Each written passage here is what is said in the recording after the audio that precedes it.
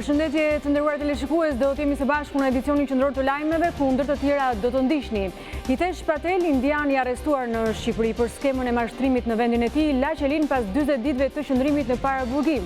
Gjykata i lehtësoi masën e ndalimit duke e dërguar në arrest shtëpie në pritje të dosjes nga India. Ai është punati 2 vëllezërve Sander Sara që kërkohen për të njëjtën çështje. Presidenti i Serbisë Aleksandar Vučić dhe ai i Kosovës Hashim Thaçi do të jenë në Tiranë javën e ardhshme në samitin e krerëve të shteteve të nismës së Brdo-Briunit. E pranishme do të jetë dhe shefja e diplomacisë europiane Federica Mogherini, e cila e shikon Shqipërinë si një mundësi për rinisjen e dialogut mes Prishtinës dhe Beogradit. Maqedonia e Veriut sot është në heshtje zgjedhore pasi nesër voton në raundin e dytë të zgjedhjeve presidenciale, por secili do të jetë president, Pendarovski, kandidati qeverisë apo Davkova e opozitës, këtë e ka në dorë shqiptarët. Kushti është pjesëmarrja mbi 40% e votuesve. Çerek shekulli më parë, gazetari kohajon Martin Leka fitoi lirinë. Ai ishte dënuar me burg dhe si sot në 4 majin e 25 viteve më parë la qelin. Martin Leka thotë se shkrimi në gazetë ishte shkaku, por në të vërtetë, sipas tij, dënimi ishte politik. Leka kujton se presioni ndërkombëtar e detyroi presidentin e kohës Berisha për të lëshuar dekretin.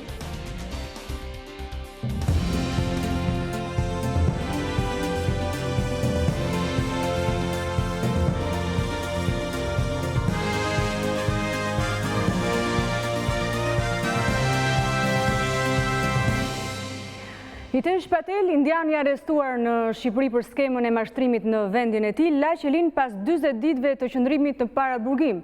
Gjykata i lehtësoi masën e ndalimit duke e dërguar në arrest shtëpie në pritje të dosjes nga India. Ai është kunati i 2 vëllezërve Sander Sara që kërkohen për të njëjtën çështje dhe kishin marrë pasaportë shqiptare në kohë rekord, ndërsa njëri ishte edhe konsulli i nderit i Shqipërisë në Nigeri. Gjykata ndryshoi masën e sigurisë për 59 vjeçaren Hitesh Patel, njëri prej 3 indianëve të arrestuar në Shqipëri dhe që kërkohet në vendin e tij për një skemë mashtrimi përmes të cilës janë përvetësuar $725 milion. Hitesh Patel, i cili është edhe kunati i nitin Sandesarës, ka lënë ambientet e paraburgimit dhe gjendet në arrest shtëpie në Tiranë, ku edhe ruhet nga forcat e policisë. Zbutja e masës së sigurisë për 59 vjeçarin, që dyshohet të ketë pastruar gjithashtu para, erdhi në përfundim të masës me afat 40 ditor të shpallur nga Gjykata e Tiranës. Në pritje të dosjes së tij nga India, gjykata e ka dërguar në arrest shtëpiak derisa të mbërrijë fashikulli. Por për këtë shtetas pritet të ketë vështirësi për ekstradimin dhe dorëzimin tek autoritetet indiane, përsa kohë Shqipëria nuk ka marrëveshje ekstradimi me Indin. E gjithë kjo do të thotë se me shumë gjas së shpejti Patel do të shpëtojë edhe nga masa e arrestit shtëpiak, duke përfituar pozita më të lehta përpara drejtësisë. Çështja e 3 indianëve shkaktoi zhurmë gjatë muajit mars, ku edhe u zbulua se nitin Sandesara kishte marrë titullin konsull nderi i Shqipërisë në Nigeri, ndërkohë që edhe i vëllai, Çetan Sandesara, kishte marrë në kohë rekord pasaportën shqiptare. Ministria e Jashtme anulloi mandatin e konsullit të nderit për nitin Sandesarën, ndërkohë që prokuroria deklaroi se kishte nisur hetimet edhe për shpërdorim detyre, për të kuptuar se cili nga institucionet ka shkelur ligjin gjatë procedurave për dhënien e shtetësisë shqiptare të kërkuarve nga gjykata e New Delhit.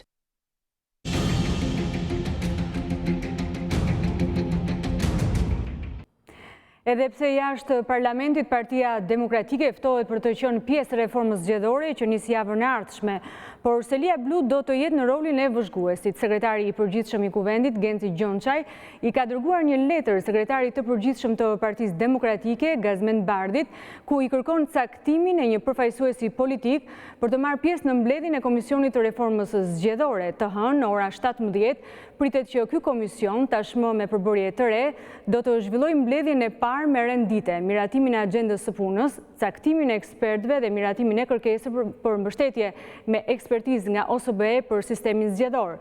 Bashkëkryetarë të këtij komisioni janë Damian Gjiknuri dhe Rudina Hajdari, ndërsa Partia Demokratike, nëse pranon të bëhet pjesë, do të ketë rolin e vëzhguesit me të drejta të plota që u takojnë bashkëkryetarëve. Pas Lezhës, ku deklaroi se protesta e 11 maj do të jetë vendimtare, pas dite në Tiranë, Lulzim Basha organizoi një tryezë për arsimin para një grupi pedagogësh të universiteteve publike. Basha tha se arsimi ka të ardhme me projektin e Partisë Demokratike. Nga Lezhë Kreu i Demokratëve kërkoi që të gjithë qytetarët i bashkohen protestës së 11 majit për përballjen vendimtare, siç tha ai. Edi Rama bashkë me Thierin Dreun e Paulin Sterkajn shndruan fushatën elektorale të vitit 2017 në fushatën e korrje shirjeve të krimit, si kapitenët e vërtet të vjedhjes, blerjes e tjetërsimit vullnetit qytetarëve. 11 maj na thret në një tjetër përballje vendimtare. Pak orë më vonë, në Tiranë, në praninë e eurodeputetes Doris Pak, Basha mblodhi pedagogët në një tryezë diskutimi për gjendjen e arsimit të lartë. Basha sqaroi edhe planin e PD-s për zhvilluar më tej arsimin e lartë në Shqipëri. Ky vullnet politik që sot ka formën e një programi detajuar të Partisë Demokratike, nesër të përkthehet në atë që përkthehet vullneti politik në qeverisje në buxhet. Duhet që ky buxhet të administrohet në mënyrë të tillë që mos të kthehet në më shumë tendera për rekonstruksion zyrash luksoze apo blerja automjetesh luksoze, por shkojmë të vërtet aty ku ka nevojë arsimi i lartë. Qerek shekulli më parë, gazetari koha jon Martin Leka fitoi lirin. Ai ishte dënuar me burg dhe si sot në 4 maj në 25 viteve më parë la qelin. Martin Leka thotë se shkrimi në gazet ishte shkaku, por në të vërtetë sipas tij dënimi ishte politik. Leka kujton se presioni ndërkombëtar e detyroi presidentin e kohës Berisha për të lëshuar dekretin. Si sot 25 vite më parë, pas 3 muaj në burg, gazetari Martin Leka do të fitonte lirin. Burgosja erdhi si pasojë një shkrimi në gazetën Koha Jon në 10 dhjetor të vitit 1994, ku tregohej se si qeveria e kohës përmes një urdhri të brendshëm sekret u hiqte ushtarakëve mbajtjen e armëve jashtë reparteve, pa çka se ligji miratuar në parlament u lejonte. Në një intervistë për Top Channel, Martin Leka tregon arsyen e vërtetë të burgosjes. Shkrimi ishte sebepi se ne kishim një val, Koha Jon kishte një val të gjerë persekucioni psikologjik, po edhe real. Ky ishte një akt i mirëfillt politik që kishte lidhje me lirinë e shpresës dhe të mendimit. Domethënë, ishte një akt kundër lirisë së gazetës Koha Jon. Aleksandri doli i pafajshëm dhe u liruar nga salla e gjyqit dhe unë u dënova me 2 vite gjysmë në burg. Cilat ishin akuzat ndaj jush? Ishte nxjerrje e sekretit shtetëror. Më pas në gjykatën e apelit që u zhvillua në prill, ku përsëri u dënova me 1 vite gjysmë burg nga një trup gjykues i kryesuar nga Apel Martini, kryetari i gjykatës apelit, u dënova prap me të njëjtën sasi burgu, por tashmë me një akuzë të ndryshuar, shpifje, fyerje dhe iku sekreti shtetëror. Kjo foto brenda në qeli është vetëm dëshmi e ditëve në burg për Martin Lekën, por jo i vetmi kujtim që dëshmon se edhe në Shqipëri, megjithse kishin fryrë erat e demokracisë, ati nuk ja kursyen 90 ditë burg.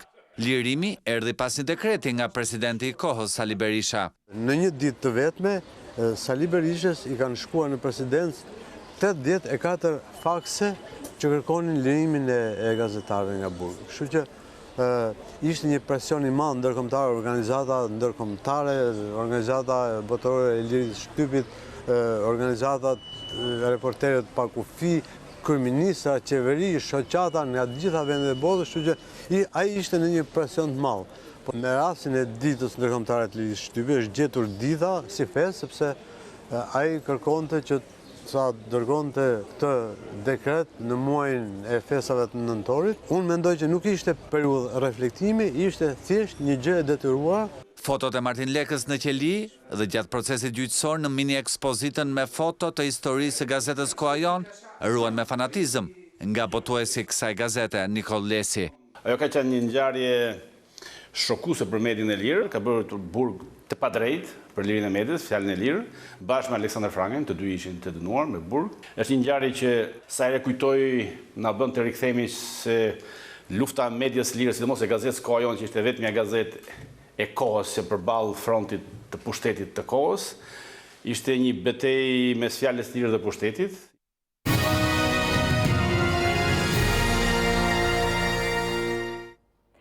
Importi i energjisë elektrike ka dëmtuar financat e OSHE-s. Në 4 muajt e parë të vitit, fatura shkon mbi 100 milion euro dhe kompania i ka kërkuar erës shtyrjen e afatit për pagesën e faturave nga 90 në 180 ditë. Blerjet e mëdha të energjisë nga importi kanë dhënë ndikime serioze në financat e OSHE-s. Fatura për 4 muajt e parë të vitit llogaritet në rreth 100 milion euro me TVSH. Në mars, operatori shpërndarjes i është drejtuar zyrtarisht endit rregullatorit të energjisë ku kërkon shtyrjen e afatit për pagesat e faturave ndaj importuesve nga 90 në 180 ditë për një periudhë tranzitore. OSHE pranon se mund të përballet me pamundësi financiare të pagesave të faturave të blerjes në treg të lirë. Kërkesa është pranuar nga ERE, e cila po në mars ka vendosur që për 3 muaj OSHE të ketë 180 ditë afat për shlyerjen e energjisë së importuar. Kompanitë thonë se po kërkohet që të kthehen në banka, ndërkohë që tregu ka një normë reale për kryerjen e pagesave për 20 ditësh. Por kjo procedurë për tendrat largon shoqëri serioze të cilat janë dora e parë e prodhuesve të energjisë, çka ndikon indirekt në rritjen e kostove me të cilat Shqipëria blen importet. Këtë vit vendi ynë po përballet me një situatë të vështirë hidrike. Prodhimi i energjisë në kaskadën e Drinit ka qenë në nivele minimale, ndërkohë që së paku edhe për muajt e verës, gjendja nuk pritet të ndryshojë. Nëse je pranë një vendi ngjarjeje, nëse je pranë një aksidenti, nëse sheh abuzim pushteti ose personi që shkel ligjin, ti raporto në Top Channel. Mund të dërgoni imazhe me pamje filmike në Viber dhe WhatsApp në numrin e newsroomit ton 069 31 31 311. Ti raporton. Lajmi, tani je ti. Nesër, Tirana do të ketë ditën pa makina. Për gati 9 orë, bulevardi Dëshmorët e Kombit, por dhe të gjitha rrugët që lidhen me të, do t'jenë të bllokuara. Bashkia e Tiranës apelon që banorët të lënë makinat në shtëpi dhe të përdorin transportin publik.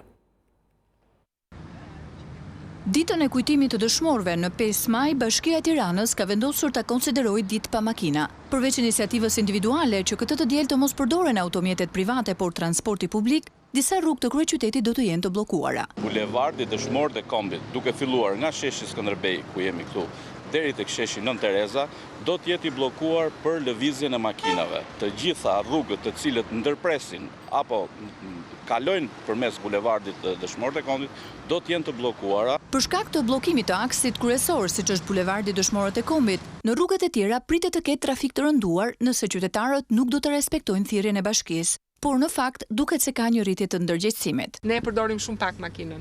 Nesër do respektoni? Absolutisht po. Për shembull në kryeqytetet e huaja çdo të diel të një muaji bëhet pa makina.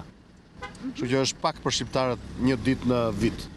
Jo ka shumë ditë, po duhet respektuar. Nesër nuk po marr makinën, po dal pa makinë. Është pa makina. Edhe më shumë po të jenë as më mirë është. Në kujtim të dëshmorëve, Bashkia e Tiranës ka organizuar një sër aktivitetesh. Edhe pse pranverë, gjysma e parë e majit nuk do t'jetë as pak me mot të qëndrueshëm. Gjatë ditëve të ardhshme do të na shoqërojë shiu dhe temperaturat e ulta. Vetëm pas datës 15 maj, meteorologët thonë se do të kemi diell. Maji, i cilësuar si muaji i erë mirë për shkak të lullëzimit të shumë luleve dhe pemëve, është ndarë në 2 pjesë për sa i përket parashikimit meteorologjik. Pjesa e parë do të jetë e freskët dhe me reshje. Në zonat veriore dhe veri perëndimore të territorit, sonte gjatë natës, por dhe paraditën e ditës së diel, do të kemi një sasi të konsiderueshme të reshjeve, ku pritet që mesatarisht të marrin deri në 40 mm reshje shiu. Për sa i përket të ditës së diel, gjatë mesditës do të kemi një paksim të reshjeve, një dobësim të tyre. Java që vjen do të jetë e freskët, nga e marta në të njëjtë do të kemi një pauzë të reshjeve. Dita e hënë, dita e martë dhe dita e mërkurë do të sjellin një rënje të temperaturave deri në 21 apo 22 gradë Celsius. Që reshje do të vijojnë të mbeten prezente në territor dhe pse në sasi të pakët gjatë javës që vjen. Por kur do të marrin ngjyrat e pranverës maji? Gjatë 15 ditëve të dytë muaj do të kemi prezencë më të dukshme të ditëve me diell, dhe pse reshjet e shiut do të jenë me episode 1 apo 2 ditore, por që do të kemi prezencë më të dukshme të ditëve me diell dhe rritje të temperaturave tipike të pranverës.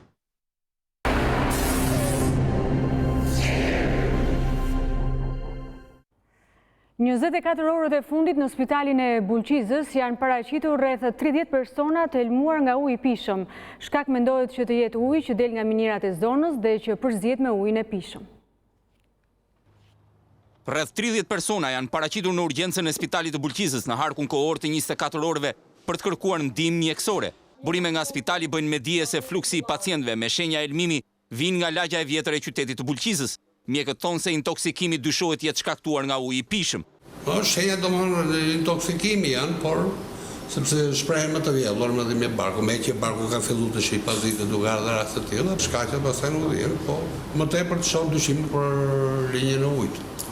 Sepse vetë kontingjenti në qytet dhe mosia më tepër është ujë se sa intoksikacionet ushqimore, sepse bëhet fjalë as për dasma, as për takime të ndryshme koktejle. Të kontaktuar nga Top Channel, përfaqësues të drejtorisë ujësjellësit Bulqiz, thonë se nuk janë njoftuar për ndonjë defekt në tubacionet që kalojnë në galeritë e minierave të zonës D. Medikamenti dimetridazol është hequr nga lista e shërbimit veterinar qendror. Specialistët thonë se fermerët e përdorin ilaçin për të shpëtuar shpendët, por vën në rrezik jetën e njeriut. Sipas veterinarëve, medikamenti lë mbetje kimike tek mishi i shpendëve. Dimetridazol. Këtë ilaç të rrezikshëm Europa e ka hequr nga lista e medikamenteve veterinare që në vitin 1995. Në Shqipëri shiten helme kafshësh që janë jashtëzakonisht të rrezikshëm, siç është dimetridazoli. Është përdor dikur para mbi 5 vjet dhe tani është hequr nga lista nga shërbimi veterinar qendror. Ky përdoret për mjekimin e shpendit dedit, pak a shumë dhe të fushës për histomanozën, ose populli thotë kokzeza. Por a ka medikament alternativ për të kuruar shpendin nga histomanoza. Janë disa preparate, si për shembull histoveti që ul mortalitetin ke shpendi. Sipas mjekëve, dimetridazoli është aq i rrezikshëm sa mund të shkaktojë malformime në fetus. Ky hoq nga lista e PMV-ve sepse mbas studimeve që bën institucionet, i SUFI dhe laboratoret tona dhe ndërkombëtare, është një ilaç që lë mbetje kimike gjatë ke prodhimi i shpendëve, ke prodhimi mishit i vezëve dhe i cili është shumë i dëmshëm për konsum ke njeriu. Ministria e Bujqësisë dhe Autoriteti Kombëtar i Ushqimit duhet të na garantojnë në ushqim të sigurt, por me sa duket, këto dy institucione përballë dimetridazolit kontraband janë të dobët.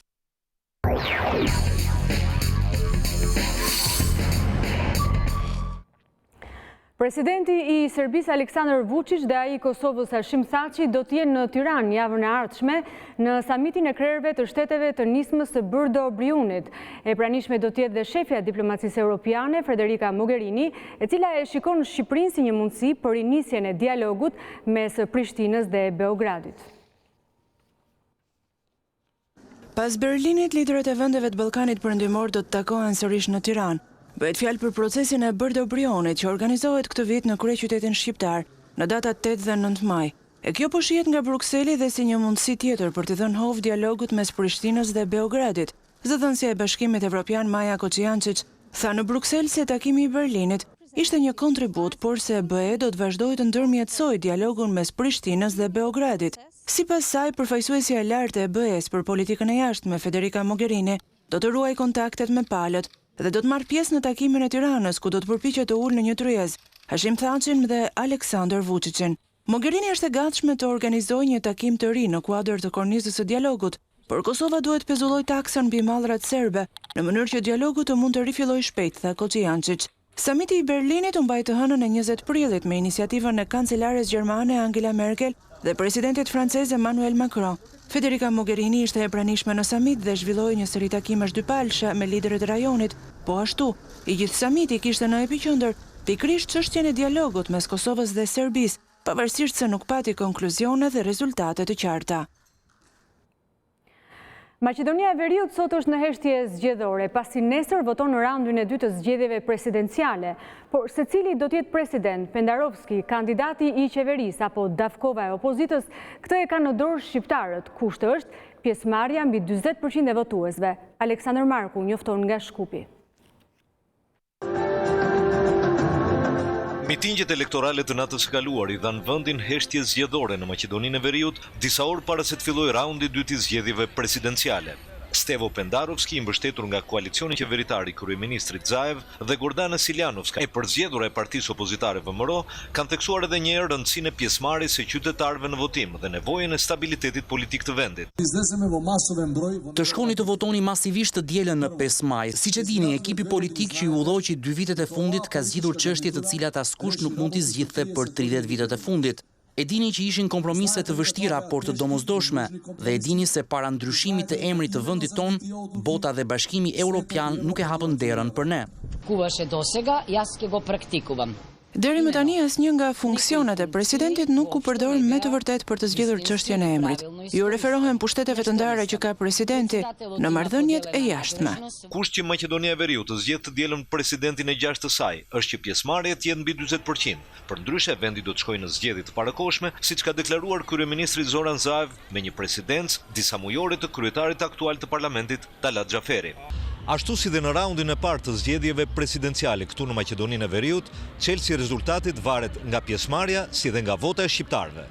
Thirrje për pjesëmarrje masive kanë bërë dhe krerët e BDI-s, partisë më të madhe të shqiptarëve në vend, ndërkohë që liderët e 2 partive shqiptare të opozitës që mbështetën kandidatin e tyre Blerim Reka në raundin e parë, u janë drejtuar për krahasve të tyre të votojnë sipas ndërgjegjes. Të gjithë tashmë dinë se zgjedhja e presidentit apo dështimi i procesit është një prej kushteve kryesore që Bashkimi Evropian kërkon nga Maqedonia e Veriut për t'i dhënë datën e fillimit të negociatave për integrimin evropian të vendit. Për Top Channel nga Shkupi, Aleksandër Marku. Me njërë pas zgjedhjeve presidenciale, Maqedoninë e Veriut do t'a vizitoj Papa Francesku. Ati i shenjtë ka dërguar një mesazh ku thotë se në Shkup do të nderojë Nën Terezën në vendlindjen e saj. Papa Francesku i ka drejtuar një mesazh popullit të Maqedonisë së Veriut para vizitës së tij të martën, duke thënë se ai po vjen në vend për të mbjellë farat e vëllëzërimit. Oggi più che mai Sot më shumë se kur është e domosdoshme të mbjellim si në Europë, ashtu edhe në botë kulturën e bashkëjetesës. Unë do të vi mes jush për të mbjellë këto fara, i sigurt se toka juaj është pjellore dhe se bima e vllazërisë do të lulëzojë dhe do të jap fryte. Papa Francesku do të nisë një vizitë në Ballkan të dielën, me ndalesën e parë në Bullgari, një vend me një komunitet të vogël katolik ku Kisha Ortodokse ka refuzuar idenë e lutjeve të përbashkëta me Atin e Shenjtë. Pjesë e rëndësishme e turit traditor do të jetë ndalesa në Maqedoninë e Veriut të martën, ku ai do të nderojë edhe Nën Terezën në vendin e lindjes së saj në Shkup. Në fakt, bukuria e vendit tuaj është e lidhur me larminë e kulturave, etnive dhe besimeve fetare. Sigurisht jetesa e përbashkët nuk është gjithnjë e lehtë, ne e dimë këtë, por ja vlen të përpiqesh sepse mozaikët më të bukur janë ata që kanë më shumë ngjyra. Që përpara zgjedhjes së tij Pap Francesku promovonte këndvështrimin se Kisha Katolike duhet të shkonte drejt periferive për të marrë perspektiva të reja. E me këtë qëllim, 2 udhëtimet e para të tij në Evropë ishin në vende me shumicë muslimane, në Shqipëri në 2014 dhe në Bosnjë Hercegovinë në 2015. Topvision.tv, faqja më e klikuar e internetit e shqiptarëve.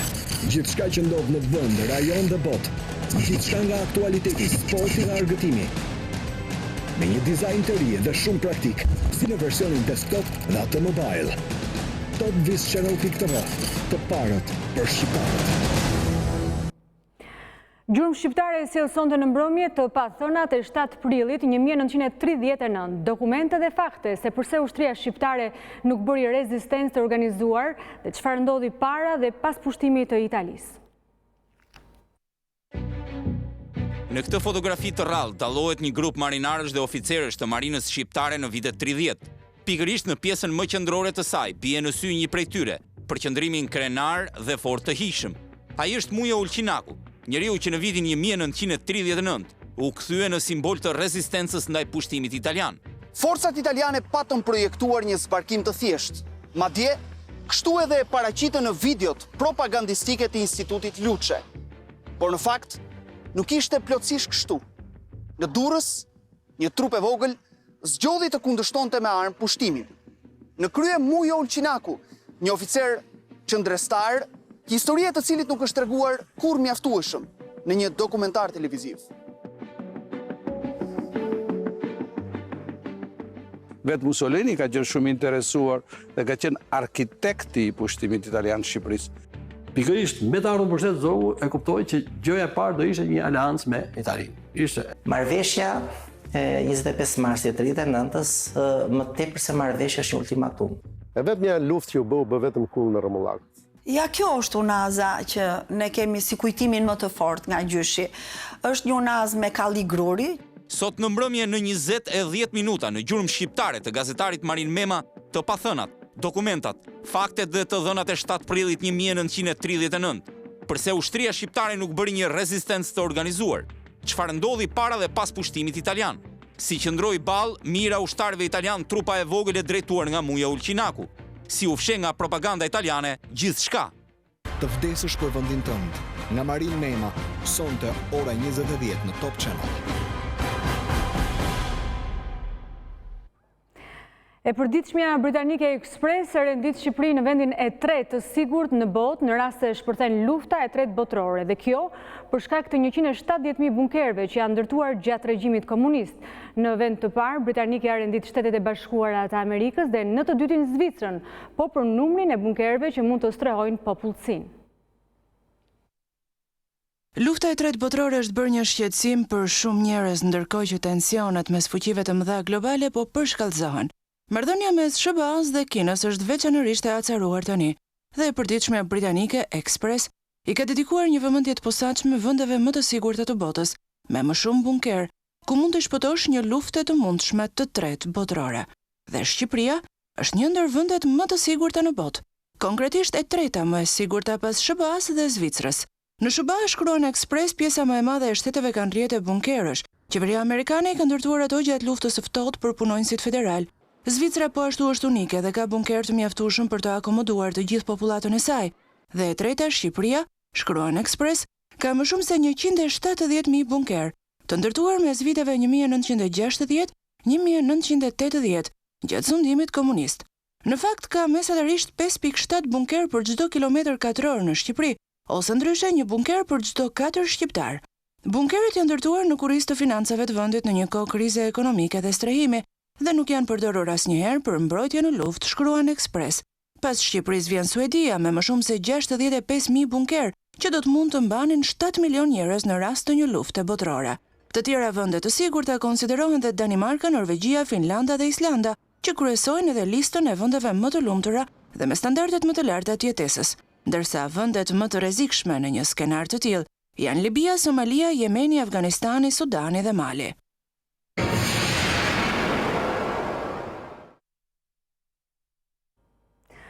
Korea e Veriut provokon sërish perëndimin pasi ka testuar sërish raketa me rreze të shkurtër veprimi. Analistët thonë se vendi komunist po i bën presion Shteteve të Bashkuara të Amerikës pas dështimit të samitit të fundit. Korea e Veriut ka lancuar disa raketa me rreze të shkurtër veprimi nga breku lindor të shtunën, njoftoi ushtria koreano-jugore, ndërsa analistët paralajmërojnë se vendi ka filluar të rrisë presionin ndaj Shteteve të Bashkuara pas dështimit të samitit në Hanoi, në Vietnam, në shkurt të këtij viti. Ushtria e Koreas së Jugut e përshkruajti si lancim raketash, por më pas e ndryshoi përshkrimin, duke e bërë më të paqartë. Nëse predhat e pa identifikuara janë raketa, ky do të ishte lancimi i parë i tyre që nga lancimi i raketës balistike në nëntor të 2017-s. Administrata e presidentit amerikan Donald Trump po përpiqet të sigurojë një marrëveshje për të dhënë fund tensioneve bërthamore me Korenë e Veriut. Dy takimet e mëparshme mes Trump dhe Kim Jong-un nuk kanë arritur të prodhojnë një marrëveshje për çarmatosjen e gadishullit korean. Administrata e presidentit Trump sugjeroi mundësinë e një samiti të tretë, por Korea e Veriut më 18 prill kërkoi që Washingtoni të hiqte sekretarin amerikan të shtetit Mike Pompeo nga çdo negociat që do të mbahet në të ardhmen.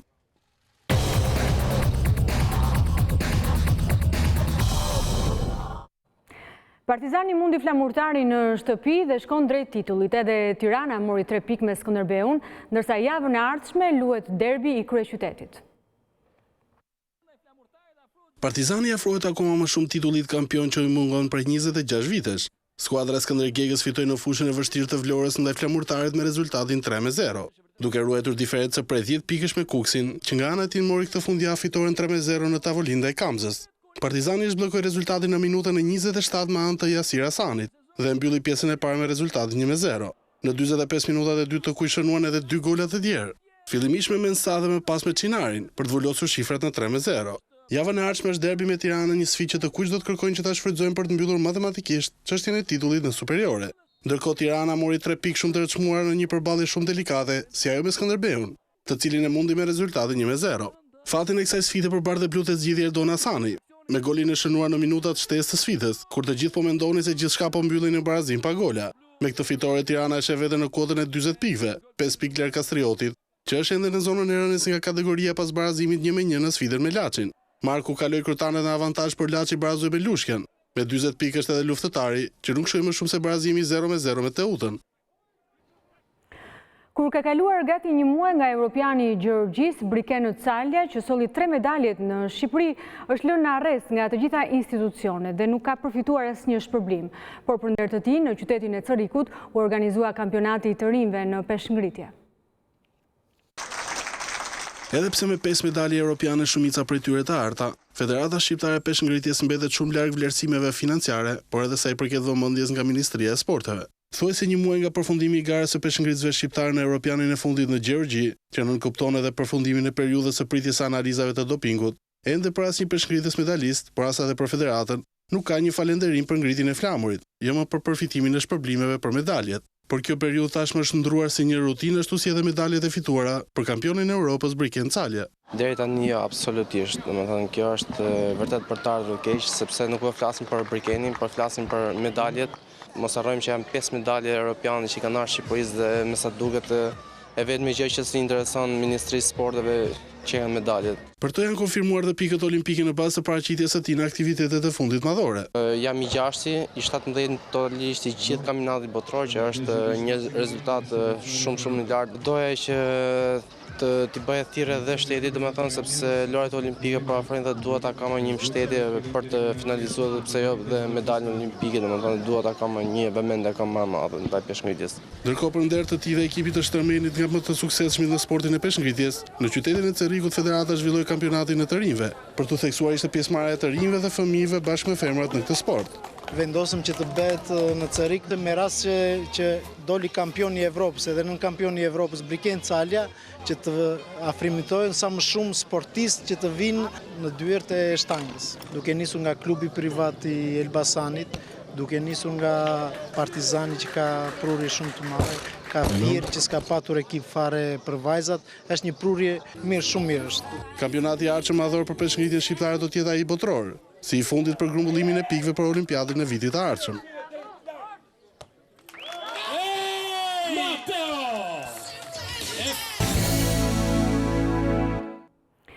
Përfundoi restaurimi i plot i Harkut të Triumfit, i cili u dëmtuar gjatë protestave të jelek verdhëve vitin e shkuar. Harku i Triumfit në Paris, pjesë të cilit u dëmtuan më një dhjetor gjatë protestave të jelek verdhëve, është restauruar tërësisht në kohë për ceremonitë e 8 majit, ditës së fitores, kur Charles de Gaulle shpalli fundin e luftës së dytë botërore në Francë. Ministri francez i kulturës, Frank Riester, tha se kostoja e riperimit kishte shkuar në 1,2 milion euro.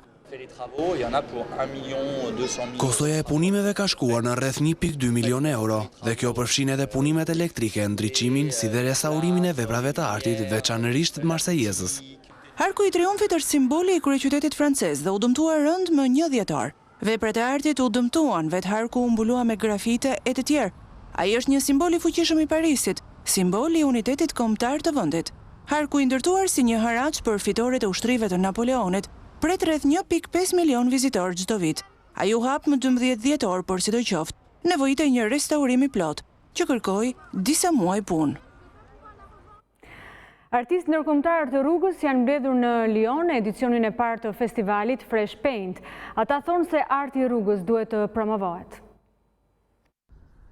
70 artistë ndërkombëtar të rrugës janë mbledhur në Lyon nga 3 deri më 13 maj për edicionin e parë të festivalit Fresh Paint, një kompeticion ambicioz që sjell me vete një miks vizatimesh live, konferencash dhe workshopesh.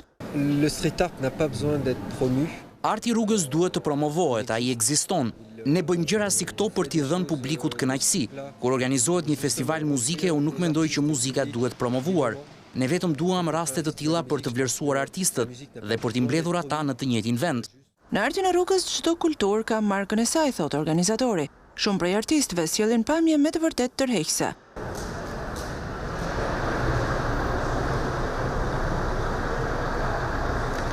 Ata bën një art që e sheh kushdo dhe nuk ka nevojë për të shkuar në muze për këtë. Arti i rrugës është një art i përgjithshëm sipas tyre, ashtu si arti bashkëkohor apo forma të tjera të tij. Edhe vizitorët kanë opinionet e tyre. Është një formë arti shumë popullore, thon ata.